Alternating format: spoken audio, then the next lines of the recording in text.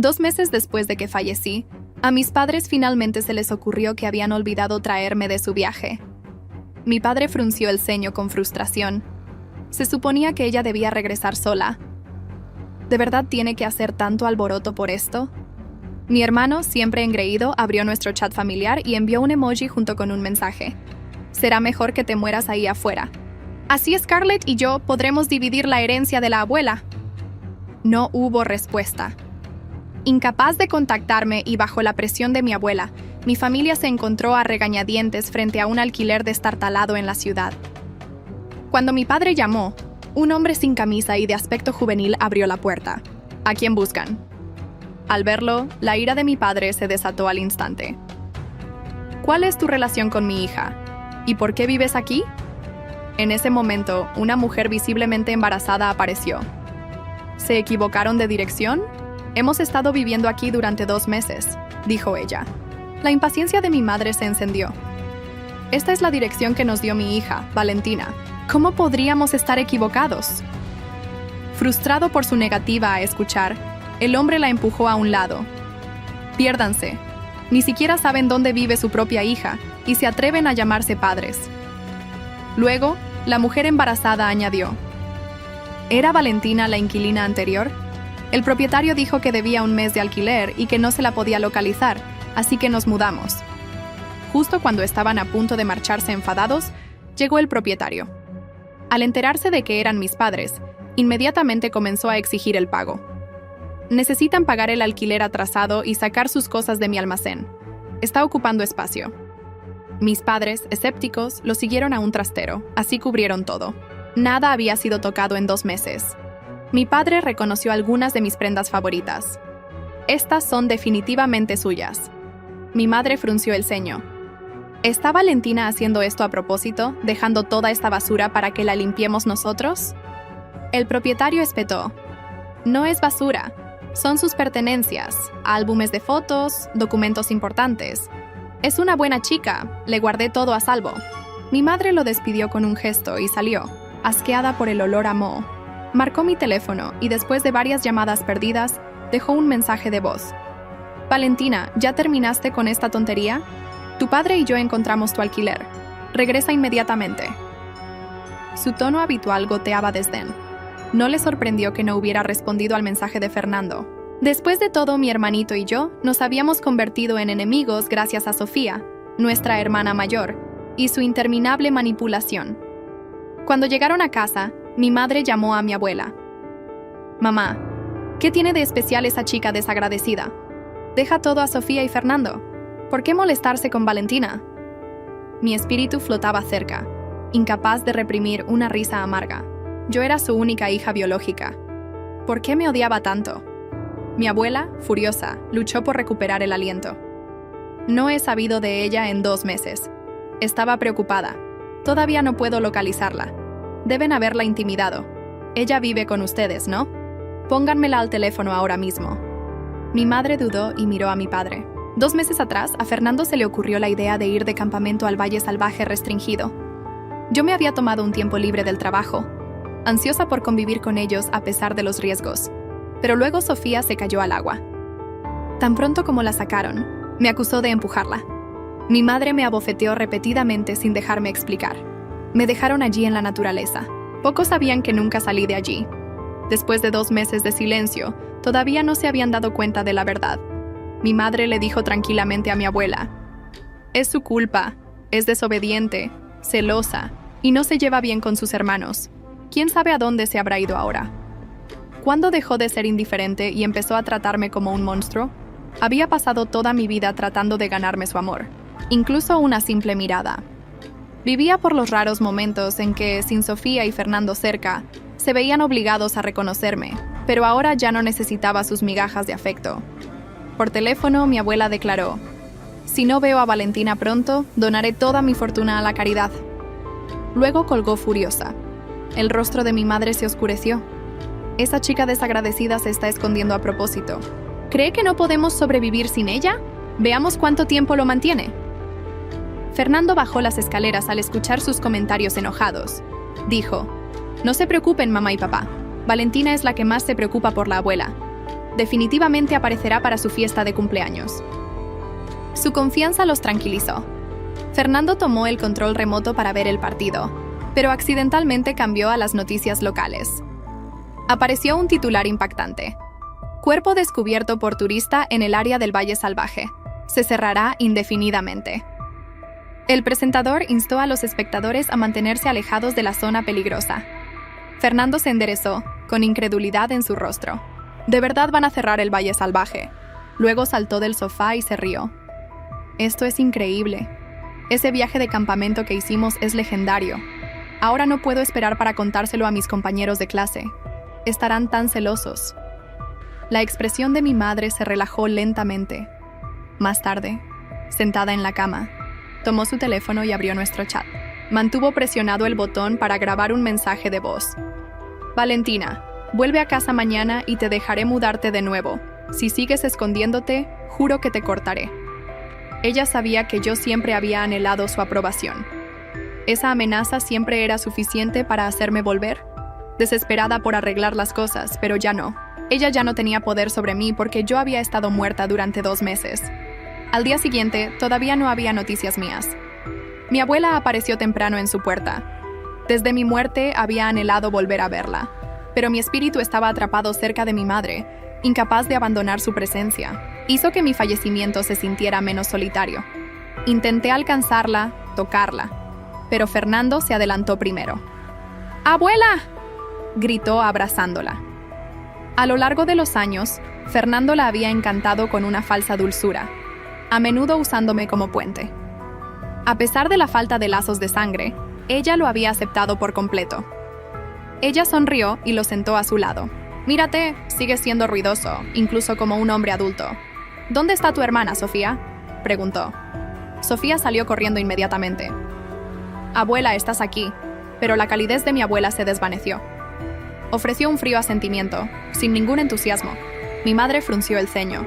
«Mamá, Sofía te está saludando. ¿Por qué eres tan fría?». El rostro de mi abuela se oscureció. «Siempre la defiendes. Estás ciega a cómo intimida a los demás. Simplemente no me agrada. ¿Qué hay de malo en eso?». Desde que me mudé con ellos, Sofía me había atormentado, fingiendo caídas, rompiendo mis tareas, escondiendo mis cosas, dibujando en mi ropa. Sus acciones fueron alentadas por el favoritismo de mi madre. Había aprendido a aceptar ser la forastera en la sala de estar. Las tensiones aumentaron. «¿Dónde está Valentina?», preguntó mi abuela, escaneando la habitación. «Está haciendo un berrinche», dijo mi madre con un suspiro. «Se niega a salir». «¿Qué pasó?». Mi madre evitó mencionar el Valle Salvaje. «Bueno, no asistimos a su graduación y ha estado de mal humor desde entonces». El rostro de mi abuela se oscureció. Ella me dijo que no sabía la fecha. Como padres, ¿cómo pudieron perderse eso? Mi madre abrió la boca pero no pudo hablar. Sofía se había lesionado el pie ese día y se aferró a ella. No podían irse, pero ella sabía que esa excusa no ayudaría al caso de Sofía. Un pesado silencio se instaló alrededor de la mesa. «Mamá», gritó mi padre, «ven a comer». Mi abuela se sentó a regañadientes, no queriendo discutir más. Mi madre, de un raro buen humor, sirvió a todos refresco importado. «Bebe más agua», advirtió mi abuela. «Has tenido enfermedad renal. Valentina incluso te dio un riñón. ¿Quieres otro?». Mi madre se congeló agarrando su vaso. «¿De qué estás hablando?». «Fue Sofía quien donó su riñón. No mientas delante de los niños». Sus ojos estaban llenos de certeza. Mi abuela se levantó furiosa. «¿Eres tan tonta?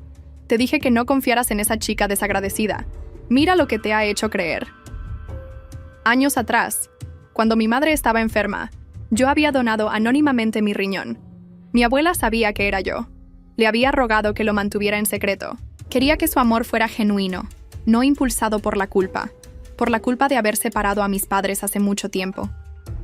Mi abuela había accedido, pero mi madre nunca lo supo. Ahora que la verdad había salido a la luz, ella se negó a creerlo. Lo que debería haber sido una comida familiar tranquila terminó en caos. Tan pronto como mi abuela se fue, el teléfono de mi madre se iluminó en la pantalla. Un nombre parpadeó. Valentina.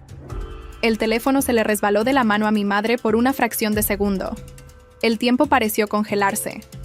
Mi padre, masticando lentamente un bocado de arroz, se detuvo a mitad del bocado. Fernando y Sofía giraron la cabeza al unísono.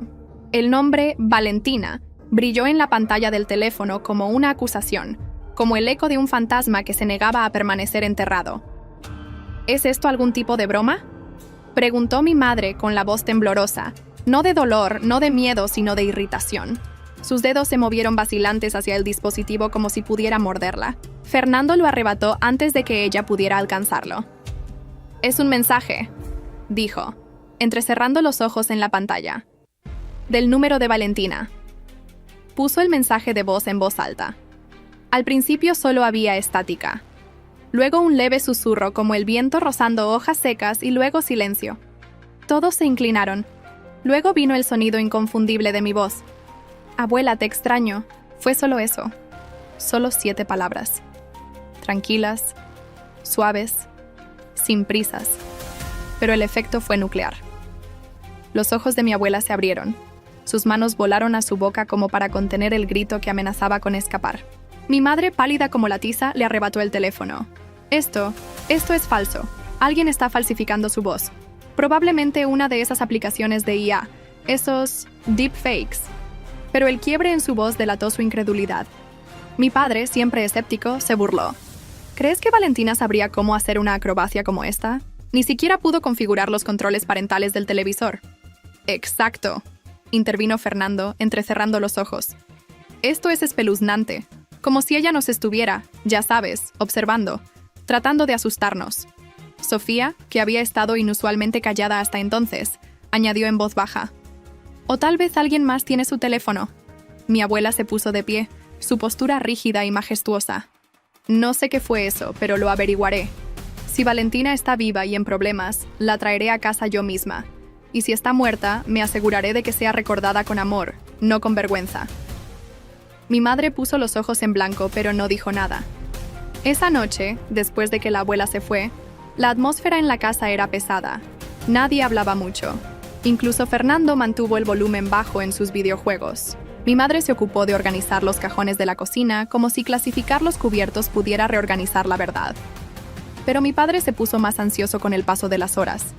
Sacó un mapa del Valle Salvaje y lo extendió sobre la mesa, trazando su ruta de senderismo con el dedo. «Dejamos la curva del río alrededor del mediodía», murmuró para sí mismo, «y pasamos esa vieja estación de guardabosques a las 3. Luego Sofía entró en la habitación, con los brazos cruzados. «Papá, ¿por qué haces esto?» Él no levantó la vista. «Porque tal vez nos perdimos algo». «Está muerta», dijo Sofía sin rodeos. «Estás persiguiendo sombras». Mi padre no respondió, pero su mandíbula se apretó. Esa noche, se quedó despierto hasta tarde, revisando foros en línea sobre el cierre del Valle Salvaje, buscando menciones de cuerpos no identificados, excursionistas desaparecidos y cualquier cosa que pudiera coincidir con el nombre de su hija. Mientras tanto, mi espíritu permanecía. Los observé. Observé a Fernando tomar una foto de un mapa y enviársela a sus amigos con un emoji de risa. Observé a Sofía grabar un video de TikTok en su habitación, contando una historia que claramente se burlaba de mí mientras ocultaba el contexto detrás de subtítulos vagos y música de moda. Observé a mi madre suspirar y borrar viejos mensajes de texto míos, como si borrar mi nombre de su teléfono pudiera borrar su culpa. Floté en silencio, anclada por el desamor, pero no estaba sola esa noche. Algo cambió. Por primera vez desde mi muerte, no solo estaba deambulando sin rumbo. Sentí un tirón, como un hilo, tirando suavemente de mi centro.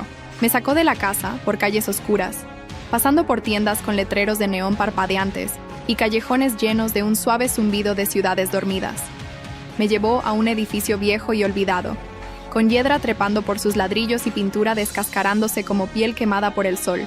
Dentro, la encontré. Emilia. Habíamos sido mejores amigas una vez, antes de que Sofía interpusiera una cuña entre nosotras, antes de que me obligaran a elegir la lealtad familiar sobre la amistad. Emilia había sido la única que vio a través de la dulce fachada de Sofía, la única que me creyó cuando dije que no la empujé a ese río. Se sentó en su escritorio rodeada de cajas de cartas, sin enviar, cartas dirigidas a mí. Su habitación era un santuario de dolor. Mis fotos forraban la pared, algunas con velas debajo de ellas, otras cubiertas de notas garabateadas y conversaciones grabadas con cinta. Una foto tenía un pie de foto escrito con un marcador en negrita. Si estás leyendo esto, ya es demasiado tarde. Estaba trabajando en algo, escribiendo en una vieja computadora portátil. Ojos inyectados en sangre, pero decidida. Me incliné, leyendo el documento abierto. La verdad sobre Valentina, las mentiras de una hermana, la vergüenza de una familia. Ella no había olvidado. Emilia había estado investigando mi desaparición todo el tiempo. Había recopilado publicaciones de las cuentas falsas de Sofía, capturas de pantalla de marcas de tiempo alteradas, e incluso una nota de voz grabada en secreto de Fernando, bromeando sobre que el Valle Salvaje era la escena del crimen perfecta si alguien alguna vez quería deshacerse de un cuerpo. Todavía no lo había compartido, pero estaba cerca y alguien lo sabía. Justo en ese momento, llamaron a su ventana. Emilia se congeló. El golpe volvió a sonar, más fuerte esta vez. Se puso de pie lentamente, asomándose por la cortina. Sofía sonreía, sosteniendo algo en su mano. Una botella, no, un bote de líquido para encendedores. Me lancé hacia adelante gritando en silencio, impotente para intervenir. Emilia no abrió la ventana. Retrocedió, con el corazón acelerado. Agarró su teléfono y marcó. Sus manos temblaban. La sonrisa de Sofía se desvaneció. Murmuró algo a través del cristal. No sabes con quién te estás metiendo. Luego se fue. Emilia se desplomó en su silla temblando, y yo hice una promesa. Si no pude protegerme en vida, protegería a quienes aún llevaban mi verdad. Al día siguiente, Emilia visitó la comisaría. Presentó un informe formal. Incluyó capturas de pantalla y entregó una memoria USB, pero no se sentía segura. Empacó una pequeña maleta y se fue de la ciudad por un tiempo. Dijo que necesitaba despejar su cabeza. No le dijo a nadie a dónde iba, ni siquiera a sus padres, pero dejó un mensaje en su cuenta de redes sociales bloqueada. Si algo me pasa, no fue un accidente. Busquen a Sofía, pregunten a Fernando, busquen la verdad. De vuelta en casa, la abuela había comenzado a hacer arreglos para un investigador privado. Mientras tanto, Fernando estaba demasiado ocupado celebrando su aceptación universitaria como para preocuparse. Sofía estaba planeando una fiesta y mi madre, ella seguía mirando el teléfono como si esperara otro mensaje. Pero yo no envié ninguno. Estaba esperando el momento en que la verdad ya no fuera innegable. Esperando que Emilia regresara. Esperando que se encontrara el siguiente cuerpo en el Valle Salvaje porque la tierra recuerda. Y la justicia, aunque silenciosa, ya estaba surgiendo de debajo de la tierra. Emilia no se fue por mucho tiempo. 3 semanas después de dejar la ciudad, regresó. No con la misma chica de ojos grandes con la que me había reído una vez en la escuela, sino con bordes más afilados, refinados por el miedo y el dolor. La vieja Emilia habría esperado en silencio, confiado en los adultos y obedecido el protocolo. La nueva Emilia caminaba con una grabadora de voz en el bolsillo y gas pimienta en su llavero. No fue a casa primero. En cambio, fue directamente a la casa de mi abuela. Cuando mi abuela abrió la puerta, la vista de Emilia casi le dobló las rodillas. La jaló hacia adentro sin decir una palabra, con los ojos llorosos. Se sentaron juntas en el sofá gastado en el que yo solía acurrucarme durante las vacaciones de verano. Al principio no se necesitaron palabras.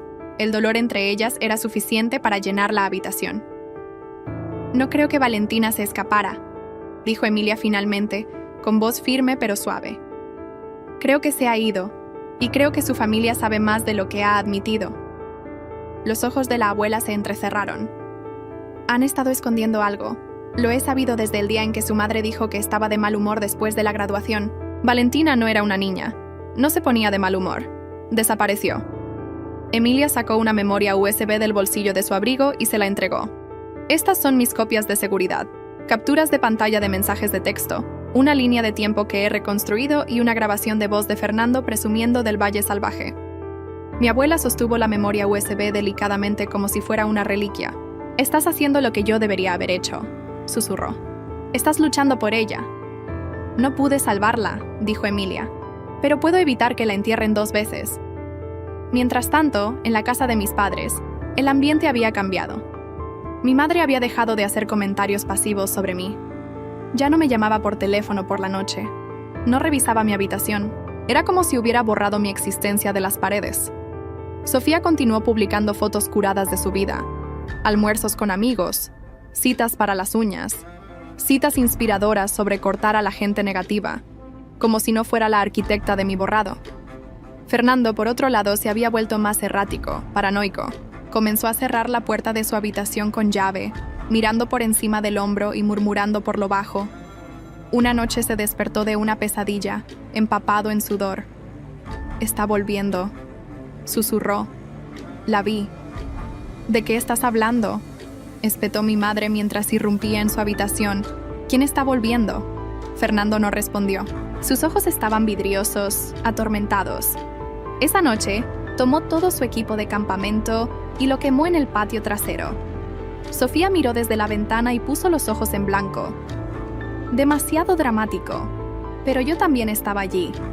Observé cómo las llamas consumían la tienda, las botas de montaña, la mochila manchada de agua que había llevado al Valle Salvaje. El fuego no me calentó. No importaba cuánto intentaran destruir. Yo ya era parte de la tierra ahora, pero no era la única que se levantaba. Emilia llevó las pruebas a la policía, no todas, solo lo suficiente para iniciar una investigación. El detective con el que se reunió era joven, quizás demasiado joven para comprender la profundidad de la traición familiar, pero escuchó, tomó notas, prometió hacer un seguimiento. 2 días después, un oficial visitó la casa de mis padres. Mi padre abrió la puerta fingiendo confusión. ¿Un caso de persona desaparecida? Eso es de hace meses. Valentina se escapó. No es como si la hubieran secuestrado. Tenemos nueva información, dijo el oficial. ¿Podemos pasar? Lo hicieron. Fernando casi se atraganta con su cereal. Los ojos de Sofía se entrecerraron, calculando. Mi madre se mantuvo rígida en el pasillo, con los brazos cruzados, a la defensiva. Ya respondimos todo esto. Se fue por su cuenta. Pregúntenle a sus amigos. Pregúntenle en su trabajo. Era rebelde. El oficial sacó una foto. ¿Está familiarizado con esta área del Valle Salvaje? Mi padre la miró. Claro, acampamos allí, pero fue hace mucho tiempo. Hace 3 meses, corrigió el oficial. Y el área ahora está cerrada debido a un terreno peligroso reciente. Pero se encontró un segundo cuerpo, femenino, descompuesto. Probablemente estuvo allí por un tiempo. El rostro de mi madre palideció. ¿Y creen que es...? No lo sabremos hasta que se complete la prueba de ADN. Sofía dejó caer su teléfono. Sus manos temblaron lo suficiente como para que mi abuela se diera cuenta porque ella también había llegado.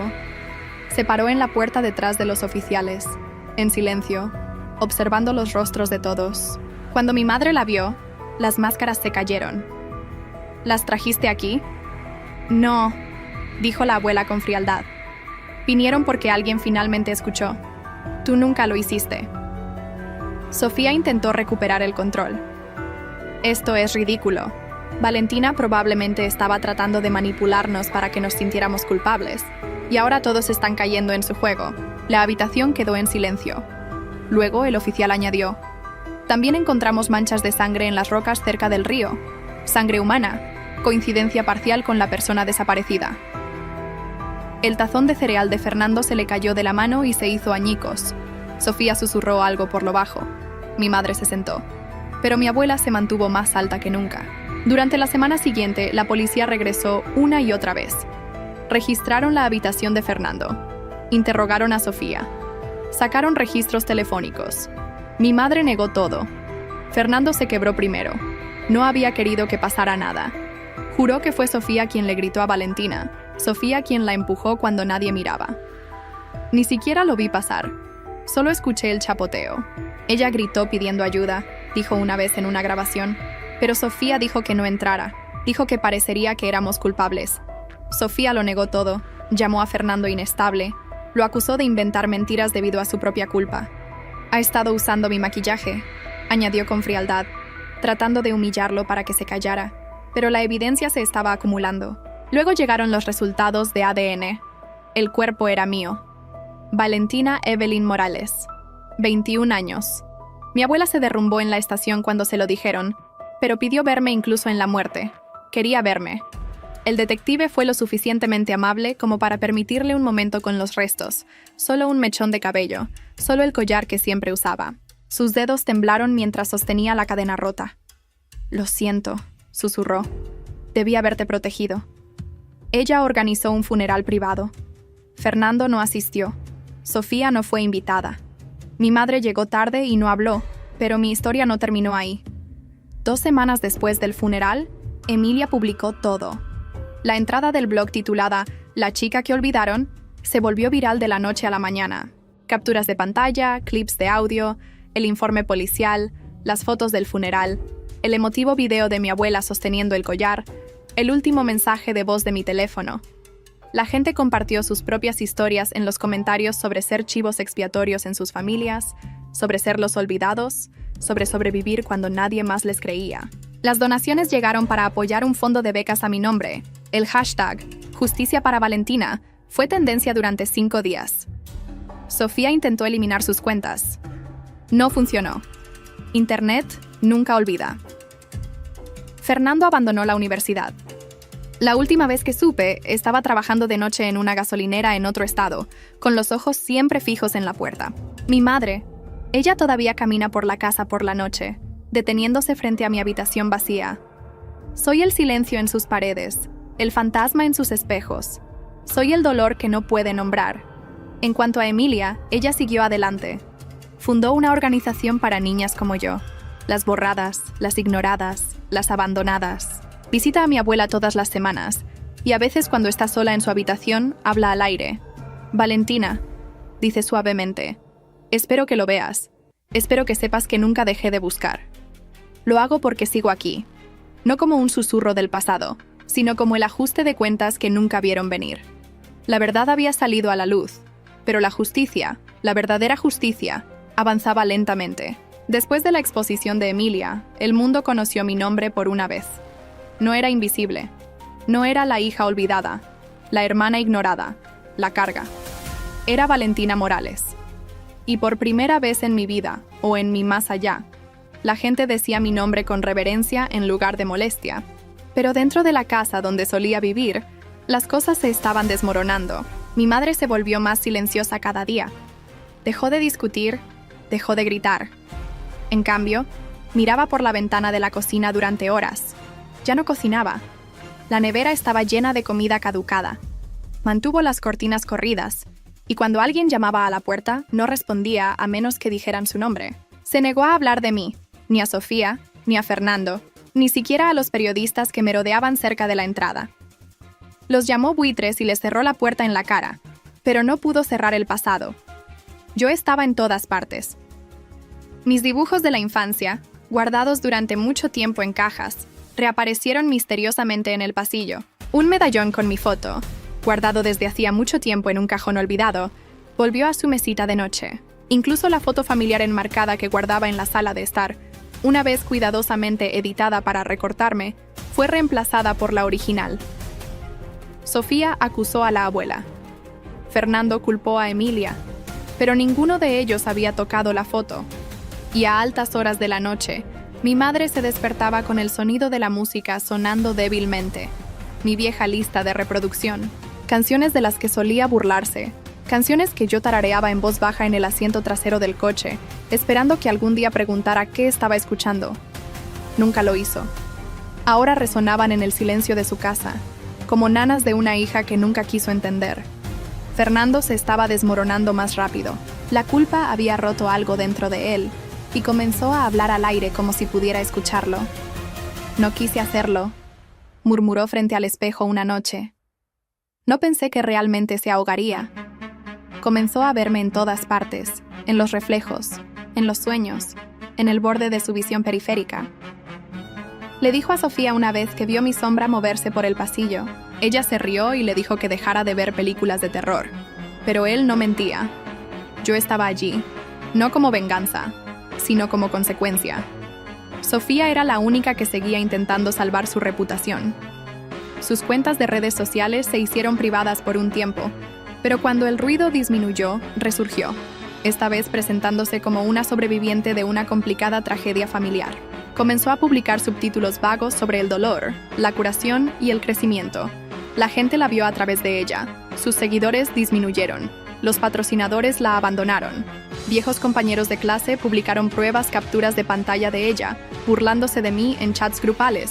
Videos de ella mintiendo a los maestros, incluso viejas niñeras, se presentaron con historias sobre cómo ella se hacía la inocente y me culpaba de todo desorden. Aún así, ella persistió. Intentó dar entrevistas. Habló sobre cómo era incomprendida, cómo el trauma la había moldeado, cómo estaba trabajando en sí misma. Una mañana salió y encontró pintura roja salpicada en su coche.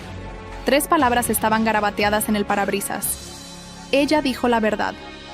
El vecindario zumbaba con chismes. Mi madre se quedó adentro. Fernando evitó las ventanas. Sofía, por una vez, no hizo una transmisión en vivo para hablar de ello, porque en el fondo sabía que estaba siendo observada, no solo por cámaras, no solo por el público, sino por mí. Mientras tanto, la fundación de Emilia estaba creciendo. Comenzó como un blog y un GoFundMe, pero luego se acercó a una organización sin fines de lucro. Luego otra. Sobrevivientes la contactaron. Niñas que habían sido chivos expiatorios, desacreditadas, borradas. Se vieron a sí mismas en mí y en Emilia. Vieron esperanza.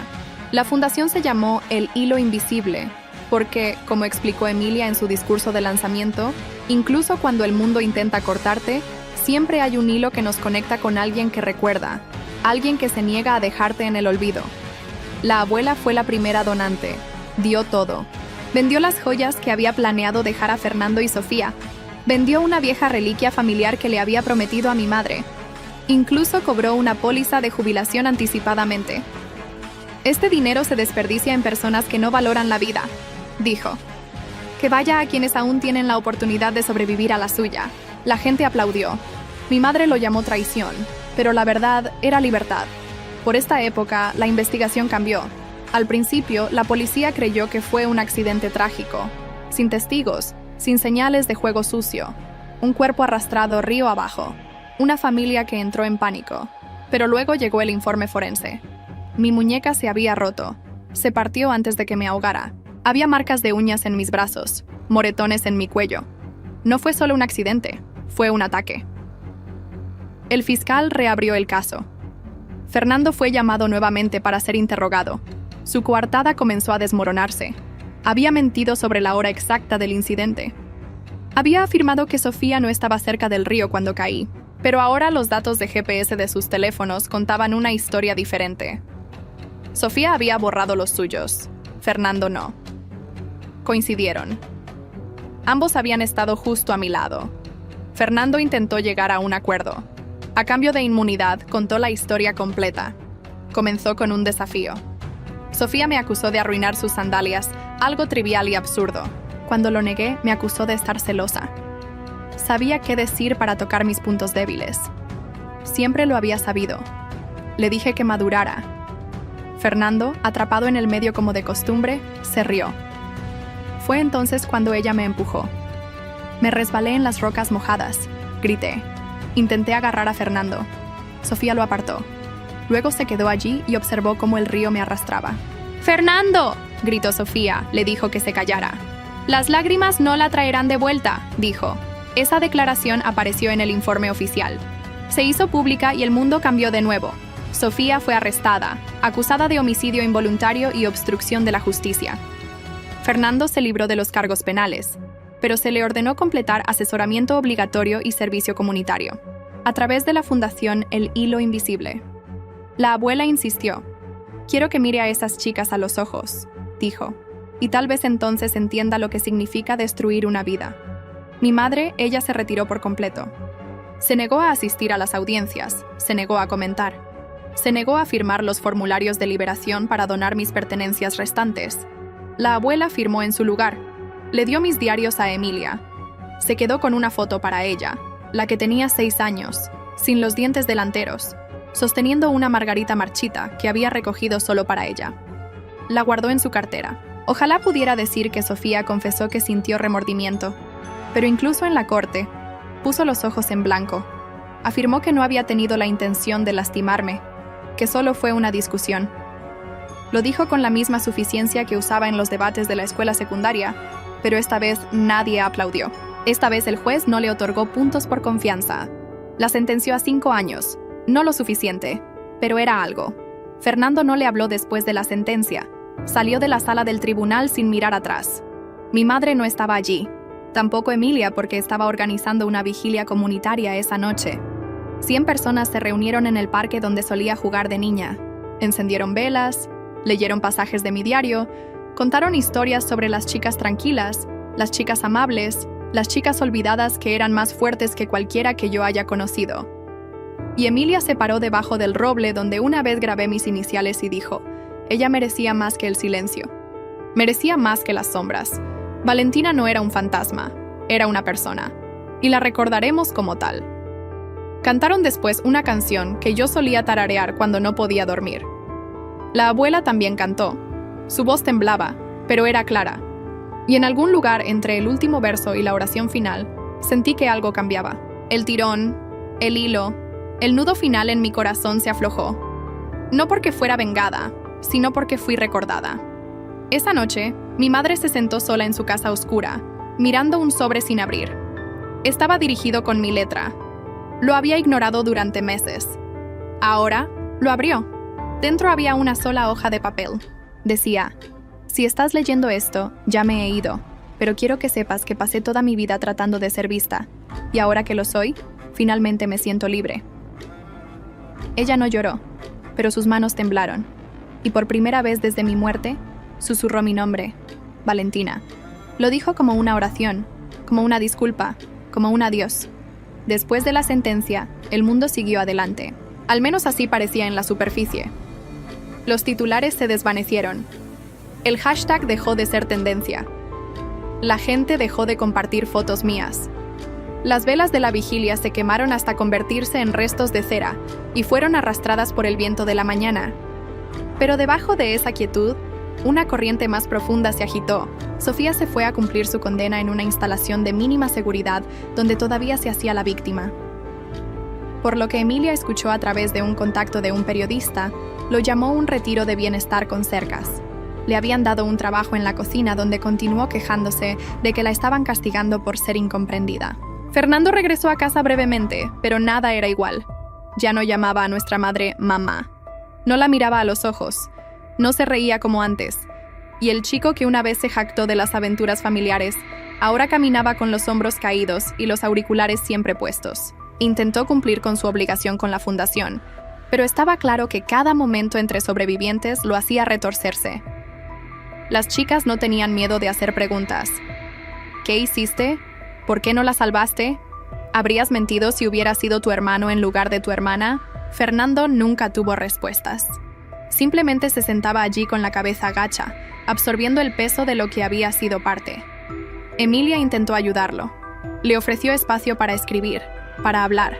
Creía en la rendición de cuentas, pero también en la rehabilitación. Aún así, cada vez que Fernando tomaba un bolígrafo, terminaba mirando la página en silencio, como si nada de lo que pudiera escribir pudiera deshacer lo que había permitido que sucediera. No duró mucho. Después de 2 semanas, empacó tranquilamente una maleta y dejó una nota en la oficina de la fundación. No merezco esta oportunidad, pero gracias por ofrecerla. Nadie volvió a saber de él después de eso. Los rumores decían que se mudó al oeste, trabajando con un nombre falso en un campamento. Quizás era su forma de castigarse a sí mismo. Quizás todavía estaba huyendo de mi voz. Yo no lo estaba persiguiendo. Ya lo había soltado. La abuela, sin embargo, no lo soltó tan fácilmente. Se hizo cargo de mi habitación, transformándola en un santuario, no de dolor, sino de recuerdo. Pintó las paredes de un amarillo cálido. Colgó mis grabados favoritos. Colocó mis libros en estanterías, incluso los que tenían el lomo roto. En el centro de la habitación, colocó una vitrina. Dentro de ella estaba mi collar, el que habían recuperado con mis restos. Pulía la cadena todos los domingos.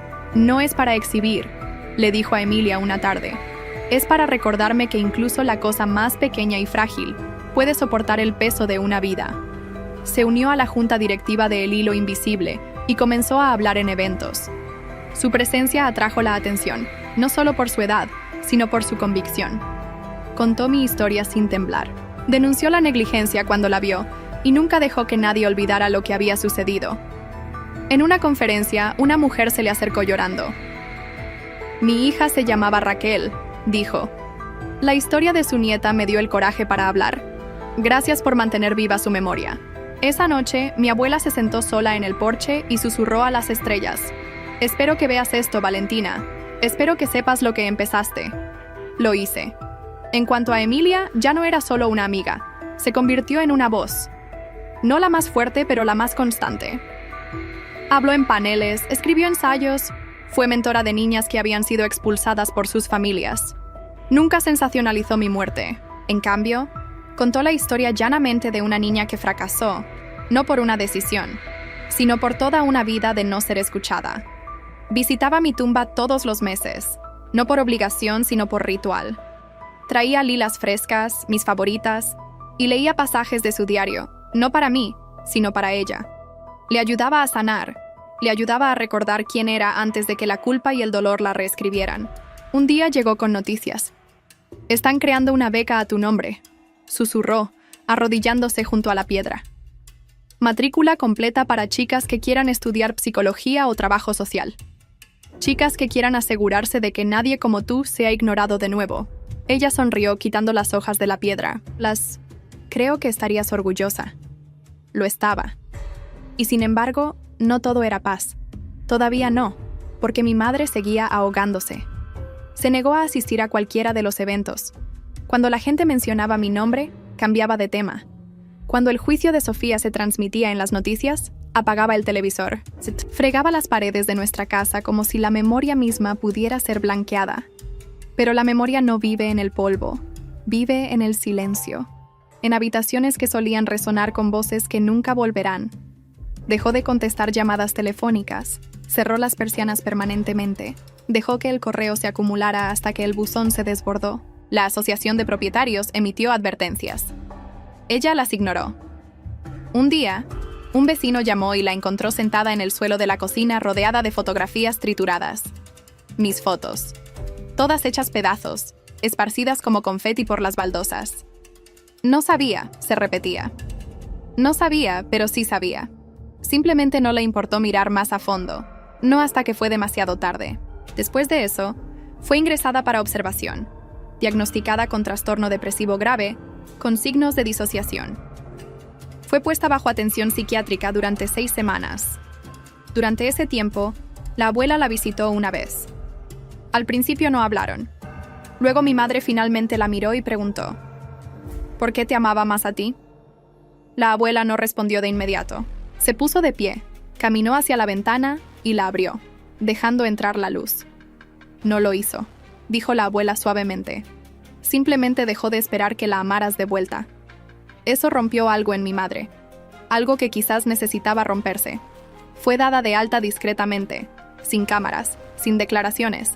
Se mudó con su hermana a otra ciudad, cambió su nombre, le dijo a la gente que era viuda sin hijos. Se reinventó a sí misma como alguien que nunca había fracasado. Una hija que nunca había faltado a una graduación, que nunca había abofeteado a su propia sangre frente a una multitud. Pero no se puede mentir al espejo. Y cada noche, cuando cerraba los ojos, yo seguía allí. No acusando, no castigando, solo observando, solo recordando. 3 meses después de que Sofía fuera encarcelada, solicitó una audiencia. Quería la libertad anticipada. Afirmó ser una reclusa modelo y completamente rehabilitada. La audiencia fue pública. Emilia asistió, también la abuela. Sofía entró vestida con un mono de color neutro y una falsa humildad que podría haber engañado a extraños, pero no a nosotros. Se disculpó ante el tribunal. Dijo que dejó que sus celos ganaran y que estaba atormentada por lo que pasó, que me extrañaba, que rezaba por mí.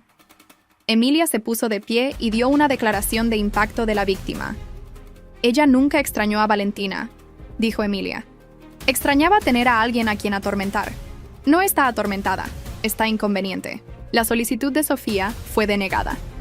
El mazo del juez golpeó como un trueno. La abuela sonrió. Por primera vez desde mi funeral, se rió. El tiempo pasó, y lentamente la curación también. Emilia terminó su carrera en trabajo social. La primera becaria de la beca Valentina Morales se graduó. El hilo invisible se expandió a 10 estados. Mi historia fue presentada en un documental sobre el abuso emocional dentro de las familias. Los espectadores lloraron, escribieron cartas, contaron sus verdades. Una carta decía: yo era Valentina, pero sobreviví. Y en esas palabras volví a vivir. Al final no necesité venganza. No necesité gritos, ni cadenas, ni retribución. Necesitaba la verdad. Y ahora se mantenía sólida como una roca, donde antes solo había silencio. Todavía visitaba a Emilia, a la abuela, los lugares que había amado, pero no como un fantasma, ya no. Ahora era un recuerdo, un legado, un nombre que ya no se borraba. Y pronto el mundo aprendería la parte final de la historia, porque Emilia acababa de terminar su libro, su título, La chica que olvidaron, una memoria de amor, pérdida y escucha. Y la dedicatoria en la primera página decía: para Valentina, que nunca se fue del todo, solo necesitábamos buscar con más ahínco. La mañana en que se lanzó el libro de Emilia estaba lloviendo. No una tormenta fría y violenta, sino una lluvia suave y purificadora. El tipo de lluvia que hace florecer las flores después de largas sequías. El tipo de lluvia que se siente como perdón. Se paró frente a la librería, sosteniendo un solo ejemplar de La chica que olvidaron. Su nombre estaba en la portada. Sus palabras dentro, pero en realidad no se trataba de ella. Se trataba de mí y de todos los que somos como yo. Las hijas olvidadas, los hijos ignorados, los hermanos invisibles, los niños que se sentaban en silencio en las mesas de la cena, a quienes se les negaban los abrazos y los elogios, cuyos cumpleaños se olvidaban, pero cuyos fracasos se recordaban con vívido detalle. Dentro de la tienda se instaló una mesa larga con pilas de su libro, cada uno con la imagen de una margarita creciendo de un pavimento agrietado, mi flor favorita y un símbolo de resistencia. La abuela llegó primero. Ahora caminaba con un bastón, pero aún se mantenía más alta que cualquier otra persona en la habitación. Cuando llegó a Emilia, no dijo nada. Simplemente abrió el libro, pasó los dedos por la dedicatoria y besó la página suavemente. «Le habría encantado esto», dijo. «Eso espero», respondió Emilia con la voz temblorosa. En cuestión de horas, la tienda se llenó, no de celebridades, no de personas influyentes, sino de maestros, de trabajadores sociales, de consejeros, de chicas con sudaderas con capucha y zapatillas que venían con rostros surcados de lágrimas susurrando: «Esta era yo», y dejando cartas para que Emilia me las entregara por si acaso. Yo seguía escuchando. Siempre lo había estado. Esa noche, Emilia leyó el capítulo final en voz alta. No estaba escrito con la misma voz que el resto del libro. Este era más suave, como una carta, como una oración, como un cierre. Algunas personas creen que la justicia es ruidosa, que viene con sirenas de policía y veredictos judiciales, pero a veces la justicia es silenciosa. Es la verdad finalmente siendo dicha. Es una habitación llena de extraños diciendo tu nombre. Es el momento en que alguien que una vez te ignoró toma un libro y dice: «No lo sabía». Ella hizo una pausa. Valentina no era perfecta, no era ruidosa, no era el centro de atención, pero era buena y amable, y llena de historias que nadie se molestó en escuchar. Hasta ahora. La habitación quedó en silencio, sin aplausos, solo quietud. Y en esa quietud, algo se levantó. Por primera vez en 2 años, me sentí libre. No de la vida, sino del dolor, de la espera, de la esperanza desesperada de que alguien dijera: «Te veo». Lo habían hecho. Emilia cerró el libro. La abuela se puso de pie y se unió a ella en el micrófono, y luego juntas dijeron mi nombre: Valentina Evelyn Morales. En los días siguientes, el libro llegó a las listas de bestsellers, pero a Emilia no le importaba eso. Le importaban los mensajes, las cartas de extraños, la chica de Ohio que lo leyó debajo de sus sábanas con una linterna y escribió: «Tu libro me hizo sentir que no estaba loca por sentirme invisible». El padre de Michigan que dijo: «Me vi a mí mismo en los padres, ya no quiero ser ese padre».